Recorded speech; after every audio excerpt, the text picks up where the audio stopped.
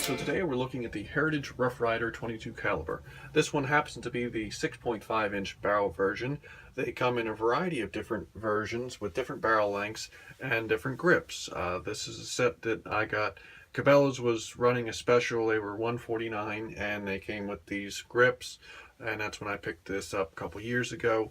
But there was a variety of different grip combinations you can come up with.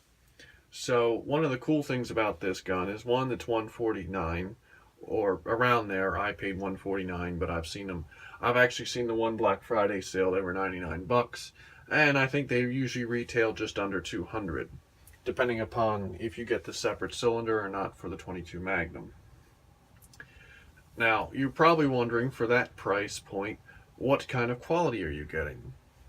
So what I'll do is I'll show off some of the features of the gun. Now, the barrel on this gun is steel. The cylinder is steel. The frame itself is aluminum alloy, which 22 caliber, no problem at all. Plus, this is great for kids plinking, so maybe having a little bit lighter gun. I think this weighs, 33 ounces. Don't quote me on that. But no problem at all with having a little bit lighter frame, especially with 22 caliber. Now, the ejector rod here, I believe this piece right here, I don't know how well that shows up. That piece, I believe, is plastic, but it's a couple of years old now, and no issues. Works just fine. Been able to thumb out the casings, no problem. Have certainly not babied it, and it's intact, has not broken, so no complaints there. So the gun, the fit and finish on them is really nice for what you're paying. The only issue I ran across was when I originally bought this at Cabela's a couple years ago. The first one that they brought out to me, when I was going over the gun, looking it over, I noticed when you locked up the cylinder, there was a lot of play even with the gun locked up. And I had them bring me this one. Now this one, you'll look, this one was a lot better. Now you'll see, don't know how well it shows up on camera, but there is some movement. Not a lot, not nearly enough to create any issue, but a little bit of play in the cylinder. So if you're gonna go buy one, maybe, you should always look over a gun before you buy it. Just something to check, but well within tolerances and no problems. It's never given me any problems.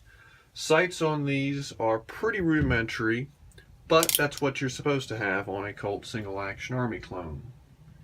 You'll see you've got your front blade, and then you've got your rear notch, and I don't know how well that shows up, but you can kind of see you've got the notch there. Pretty good enough for plinking. Would not want to use it in bullseye, but definitely good enough for plinking, having fun, taking it to the range, shooting up some paper targets, which is what the gun's kind of designed for. It's meant to be a fun plinking toy at the range. It's not meant to be a competition bullseye gun. So definitely more than enough accurate, especially with that 6.5 inch barrel. It's easy to shoot 50 yards with this thing and have plenty of fun. So what happens is the cylinder is replaceable for 22 Magnum. I did not get the 22 Magnum cylinder, but changing out the cylinders is really easy because, one, they're not that expensive to get, and to swap out the cylinder, all you have to do is open the loading gate, push this pin in right here on the side, pull out this rod. You don't have to pull it all the way out, but I will for this. And then just lift up on the cylinder a little bit, or on the hammer a little bit. Cylinder drops out, no problem at all. Then you could clean the cylinder, swap it out for the 22 Magnum if you want, and then just putting it in, back in, same thing. Lift up on the hammer a little bit to get it in line.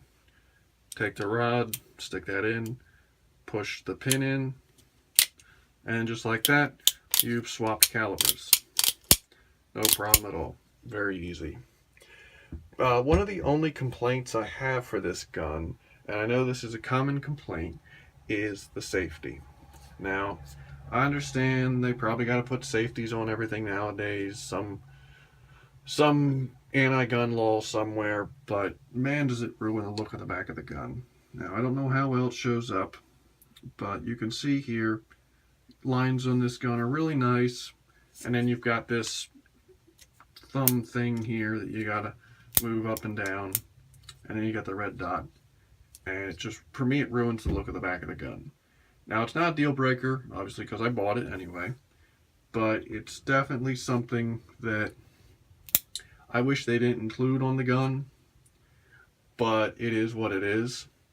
So, um, I wish they offered versions that didn't have it. But I guess if you had kids and you were handing it to a little kid, maybe that's one extra step.